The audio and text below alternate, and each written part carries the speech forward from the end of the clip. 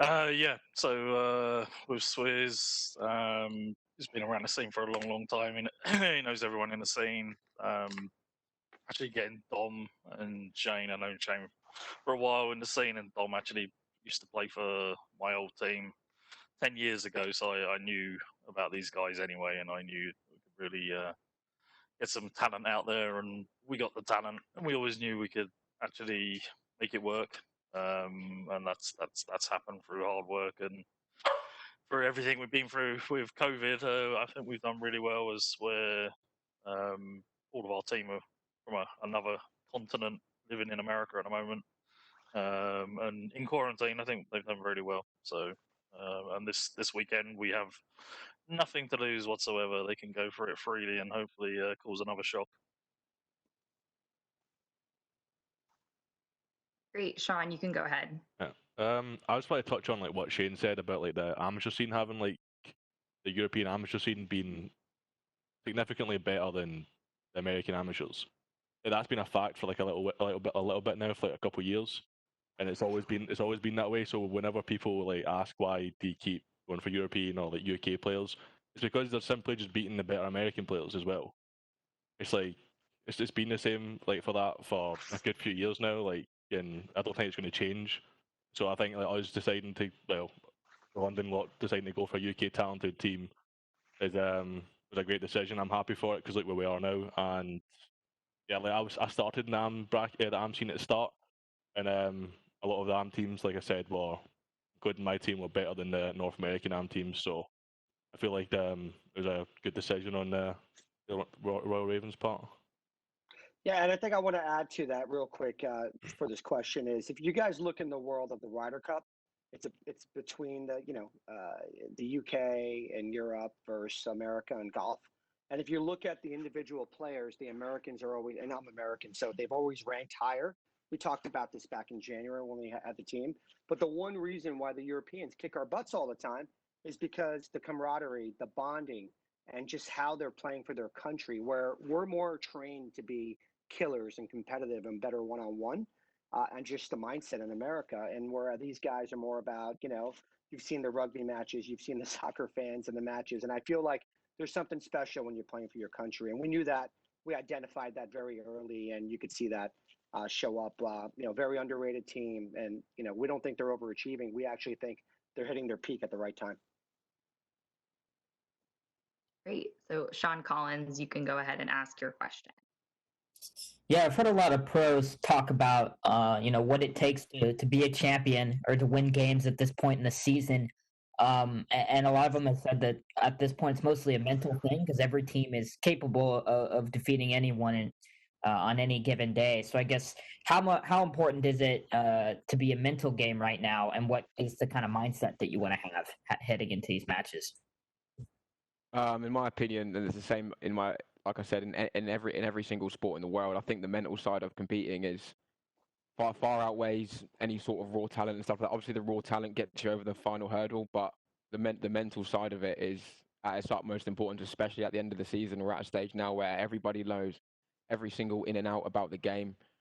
Obviously, it's going to come down to the little things like some guy picking up a big 2 kills or stuff like that. But the mental side of the game, especially at a 4-team tournament at the final one with millions of dollars on the line, that's what it's all going to come down to at the end of the day. Obviously, on paper, we're the weakest team there, but as long as we come in with the right attitude, the pressure's all on the other 3, and we can completely take advantage of that. Yeah, and just to build on what Shane said, I said that at the earlier conference, is that these guys have nothing to lose. They faced adversity their whole life, from the twins. Everyone knows their story, to what they've dealt with, as ODEE mentioned, to be in another country. And, we did build it with guys that they know, Shane and Dom. And I think ODEE, I touted him earlier, which you didn't hear, but he's been in industry since 2003, sold Dignitas to Harris Blitzer, and he's like a father figure. And I think he's been through it all. He's had over 700 players that he's coached. And ODEE, you want to talk a little bit more about the mental side and how you're there as a father figure? Yeah, it's just a belief. It's just trying to help the players believe that they can actually go that extra step. And when you come to like the final few, yeah, I agree. It's very it's a mental game then, but it's also preparation. You got to prepare to win. And I think the way that we've been doing that the last 2 months, especially. It's like Sean said, we're just, or sorry, Shane said, we're just peaking, which is good. But we got to believe that we can go and win it, and our guys believe. So that's kind of helpful when you're trying to win tournaments, and that's what every winning player that I've ever had. That's the mentality. You've got to want to win and believe you can win. Yeah, that's probably the best way you could put it, to be honest. I feel like coming off us getting booted offline in the first game and then going 3-0, going into especially into this top four.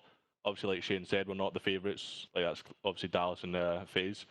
But the way we qualified and the way we showed how we can play, I feel like our mental game is probably better than some of these other teams coming into this.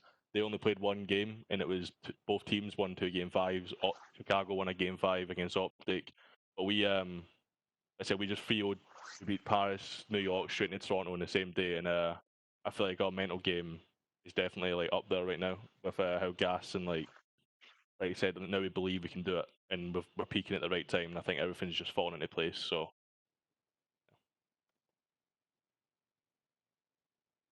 Great. And Theo, you can go. All right. Hey guys, thanks for being here. So just looking at the other teams, I kind of wanted to talk about your next matchup. Obviously Dallas and Atlanta are up in the winners bracket, and you guys face the Huntsmen. So although you've struggled against the Huntsmen this season, kind of what do you think it takes for you to beat them this time around? And how do you who do you think is the biggest threat on their team? AKA, does Scum still have it? Does Formal still have it? Or are they washed and it's kind of Envoy that you're worried about? I'll start it off. Honestly, on that team, I reckon RCEs is the guy to watch out for, simply because when he plays to the standard that he can, they're a hard team to beat. But when he's not playing to that standard, like they're not in like that. They're not like secured in that top 4 rankings. Like when RCEs isn't on his A game. So I feel like he's the player to watch out for us when we play them. But for us, it's focus on search and destroy. I say this every time I'm in a press conference, interview, or anything. Like if we keep our search and destroy, like how good it's been, we have that edge over these like top 4 teams because they have the raw talent across the board, like for respawns. But in S&D, it's always been pretty much been a European game mode. We've always like excelled at it, and if we keep doing that, especially in this top 4 like we did in the playoffs, we'll be in a great spot. So it's like what Sean said. Our search and destroy coming our whole year has been like our saving grace, if you like. And we're coming against Chicago. That needs to be the same, if not better. Luckily for us, everything really meshed really well. And I think judging from the teams at this top at the final 4, we probably showed the best teamwork and how we were moving around the map together. Thank God for us, that completely clicked at the final moments. And if we can bring that, we can cause a lot of problems for Chicago. Chicago, like you said about Scump, every year the guy proves people wrong over and over again. With how much he's done in his career, being one of the main honestly, he's one of the main reasons Call of Duty where it is where it is today, with how big his brand is. And we've just got to be on point in that series. They're one of those teams with the wealth of experience they have. They could go on and win this whole thing. It just depends what team shows up, but we're ready for whatever situation they throw at us. And like I said, the pressure's all on them. But that just, with them having such a massive fan base, that like gives us like an extra kick up the ass to like really want to send these guys home. You know what I mean? They've got thousands and hundreds of thousands of fans, but when you're the underdog coming into a series like this, there's nothing better than upsetting all those fans. Yeah, and plus they won on our own soil when they were out there, so we got revenge, and revenge in our heads, right, Shane? 100%. And then Jamie, if you want to go for your question for ShaNee. Yeah, you have arguably been Ravens' best player probably throughout the playoffs last week. And is it nice to kind of be in the limelight and have the Ramaza memes made about you, the hard hat memes, and have all that chatter around your performances? Whereas previously in the season, a lot of folks have been on Dylan going on a tear or Waskins snipes. Is it nice to have a bit of attention on you for once? Well, don't get me wrong. It's obviously great to see people tweeting you all the time and giving you props and appreciation, things like that. But I've been competing the whole season with the main goal to win and whatever we needed to do to win. And at the start of the season, I wasn't here to be that like flashy player, but it just not like things just weren't clicking. Like you said, like the after home series, every home series, we just kept falling short. And then leading up to champs, I don't know. I feel like me and Dylan putting in an extra grind. We started playing tens and things like that, and kind of showed off at playoffs, like just playing more. So I mean, yeah, it's good. Like I said, it's good to have like that extra, appreciation from the fans and stuff like that. Don't get me wrong, but again, main focus is just to win. Like even if our teammates are getting gas, as long as we get the win, that's all that matters to me. So. I'll touch on that as well. I've worked with Sean for 2.5 years, and he's always been the player because of the role he plays. Like he's the guy that can make things tick. He does the dirty work. It's not always the most exciting stuff, but it's the role that makes the team tick. Give it your Jordan Henderson for Liverpool. He's not as exciting as Mo Salah, but without him, the team wouldn't function as well. And for the 2.5 years, Sean's been a player that has completely been discredited because due to the uneducated opinions of obviously a lot of fans, where they only see like the flashy kills, the big two pieces, blah blah blah. He doesn't get the credit he deserves. So I for one, I'm glad that he finally got that credit, and proved how key he is to the team. Yes. No worries, mate. Wouldn't say it to your face. And Jamie, you can go again for ODEE and Amish. Yeah, I just wanted to talk from a management/ownership perspective. Is there one particular area where you would like the league to improve ahead of the 2021 season? Interesting. Yeah, I'll take this first and then I'll pass it to Odie. I think that from our perspective as an ownership group, we're not in our HMA. It's pretty obvious. I think we built an amazing fan base, franchise, not being based out of there. So obviously what we want is for them to fix the latency. So that way we could actually be in our home market for season 2. Don't know if that'll happen, but I think that's what we bought into. That's the franchise we wanted. We're very long in UK, and it is the number one player base, fan base, viewership, etc. And it'd just be awesome to have these guys back home. So that would be my request. If there was a genie out of a bottle to make a wish come true, that would be it for me. Yeah, I'll back that up as well. So like, I'm in London.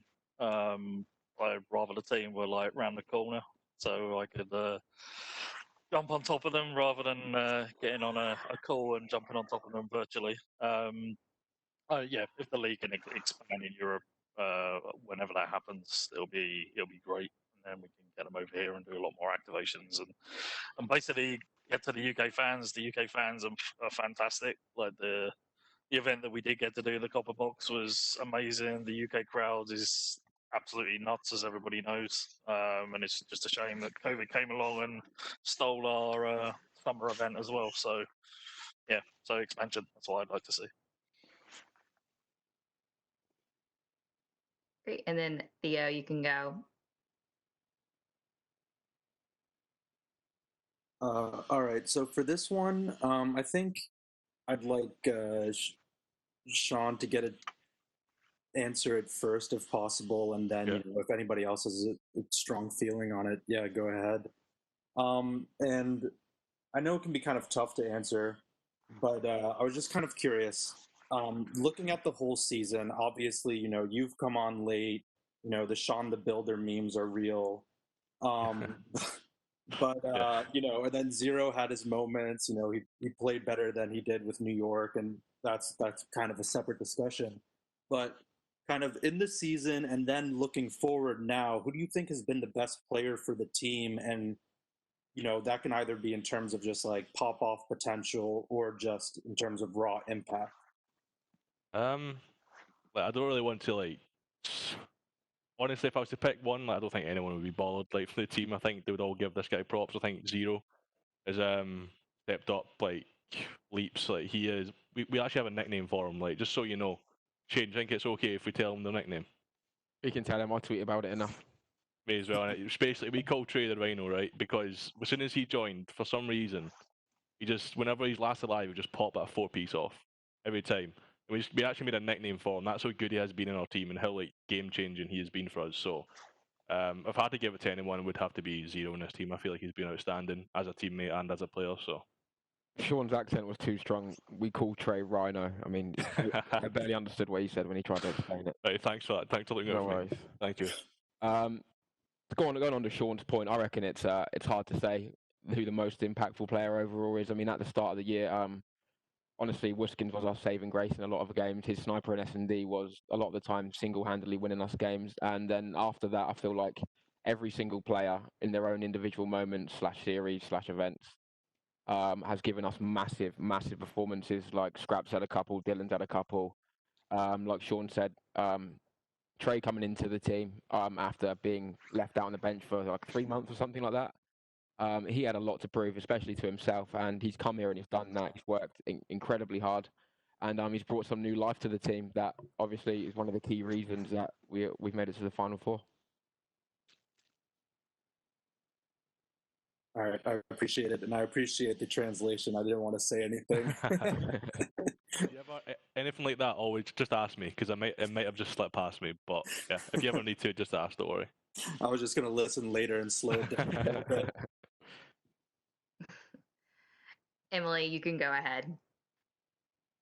All right, so domination has obviously, this is for ShaNee and ShaNee, by the way. Domination has been a pain point for you guys all year, even though it's obviously I guess you'd consider it the least important game mode. It's the only one that doesn't repeat. Winning Dom was actually a huge reason for a 3-1, in my opinion, instead of a 3-2 over Toronto. So how are you guys prepping to improve in that game mode for this weekend, if you are at all? I'll take it. Yeah. It's like, for domination, this whole year has caused us so many issues, and even though it's only one game mode, the third game mode in a best of 5 series, it is incredibly important. That can it goes back to my point about the mental side of gaming. That can change the series from when you're 2-0 down, you win that, you're 2-1, you now got the momentum. The other team is there then worried about getting reverse swept. So we've always had that issue where it was probably like a 75% chance where we're going to lose that domination in the series. We woke up a bit and just completely simplified it.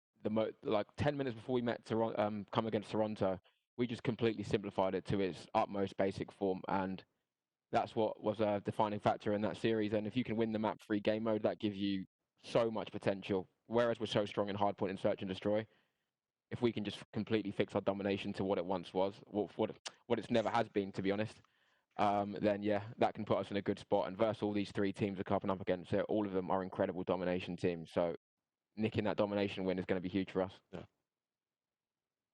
Yeah, and our secret weapon, maybe a lot of you don't know, we had a coaching change at the middle of the year, and the head coach is now Dom. So I think that's our secret weapon nobody knows about, right, ODEE and ShaNee? Not that secret now, is it? I'll answer this now. I forgot, my bad. Honestly, for domination, like us preparing was, I feel like, as you've seen in Gunrunner Dom against Toronto, I used a sub. So that was one of the changes we made as well. Like Shane said, we tried to simplify it, and we basically just thought, right, we're a bit too slow in rotating and reacting to like them moving the map. So we decided that we had to be a bit faster.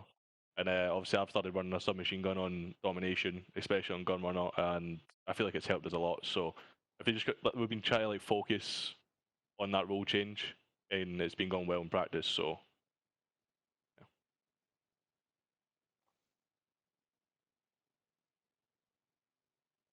And then Emily, you can go ahead again. Yeah, so I have the last question, I guess.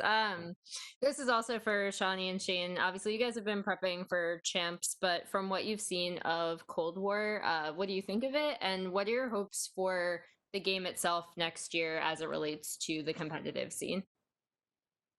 You start, Sean. And what are the whole? I mean, honestly, like, I'll be straight up. I haven't really thought about it. Like, I know, like, obviously, the question is at the start, I've been focused on champs, but honestly, like, straight up, I haven't even thought about Cold War next year. I feel like I've like just qualifying for the top 4 is just taking over my whole thought process around everything. I just want to focus on competing. Sorry, I don't have much the answer, but I'm assuming ShaNee might have an answer, but I've honestly just not seen or even thought about it that much. So. same as Sean. Really, we haven't really seen much. There's not Treyarch haven't really given anything away, but based off the history, any Treyarch game being my most successful competing and with coaching, I'm really looking forward to it. Usually the games that are like the most popular. But yeah, we're just focusing on this game so far. Infinity would have done a good job of an extremely bad situation this year. So we're just focusing on this, and after that, we're looking forward to seeing what they've got in store for us. Thank you. And then Theo. All right, so you guys have mentioned the mental side a bunch and kind of like having focus. So I needed to ask this based on just looking at Twitter. You know, Scrapz has been pretty frustrated at times, and it's good that he's letting those emotions out publicly or just letting them out in general. But how do you guys, seeing his reactions, how do you guys help him regain, and how do you feel that his composure is right now, and does that impact the team's composure moving forward? So listen, let me start it as the ownership, right? I mean, we're not big fans, so if anyone bashing the league, we believe in the league. We think there's things out of your control. And, I think the other thing we try to strive is to be true pros. And I think that throughout the year, Scrapz has learned a lot on how to be a better pro, how to channel his emotions. That's just not Scrapz, it's everybody on the team. We keep a lot of things in-house, but these kids are expressive. They're emotional. They care. I think the one thing you should take about it is they really care. When I first met Scrapz last year, he told me we're going to bring a championship to the UK. After that loss in Toronto on Thursday, he texted me and he said, "Hey, boss, we're going to make a run at the losers bracket. Watch Sunday. We're going to be top 4." I want guys with heart. I want guys that want to win. I want guys that care and are passionate, and that's what we want. And with that comes some of this, and he's improved. So I think we can't control everything. We try to control as much as we can as an ownership group. I think they've been much better. This team's been much better than other players that have, been out there on social. But from the top level, that's how I feel about it. And I'm sure Shane and ODEE could tell you a little bit more from the inside. It's the inaugural season of the CDL, with everything that's happened this year, especially because of COVID, us being in lockdown. That has increased stress to insane levels. Not only that, everyone knows what the guys are doing here, the pro players, us coaches. It is a completely dream job, but what comes with a dream job is the added pressure, the stress levels that you needed to perform every time, and nobody sees that, So obviously, and sometimes that gets blurted out all over social networking, but sometimes people just need to vent, we don't agree with it, but it doesn't affect his game whatsoever. Once we all spoke about it, everyone lets their frustrations out. Everyone just goes game time. Whichever bad stuff's happened in the past, that gets left behind at the door, and we just move forward. But like I said, you have to give props to the CDL for everything they've done this year. There was probably a conversation at some point where, like in other sports, the league got completely postponed and stuff like that. So we're lucky enough to have the show still go on. So we're all incredibly thankful for that.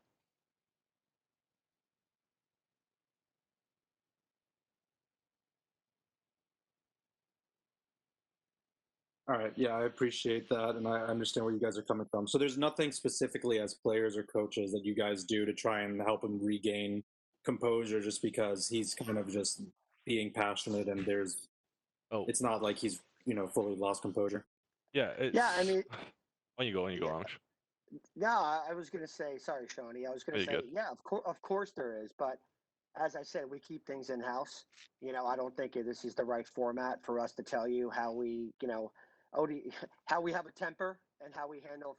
We believe that we're a family, and there's things that get handled in house, and that's just for us to know, and that's not for the rest to know. But I will tell you, we believe in mental coaches. We have one at the Rogue team in LEC.